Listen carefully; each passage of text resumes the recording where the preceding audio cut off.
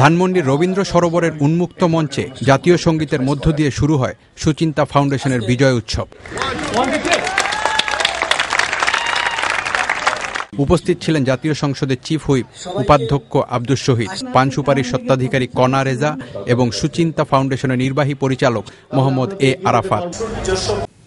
স্বাধীনতার ৪০ বছর এবং নতুন প্রজন্মকে মুক্তিযুদ্ধের চেতনায় উদ্বুদ্ধ করতে দেশ গড়ার অনুপ্রেরণায় ১ ডিসেম্বর ধানমন্ডির রবীন্দ্র সরোবরে মুক্ত মঞ্চে শুরু হচ্ছে ৭ দিনের আসিয়ান সিটি বিজয় উৎসব।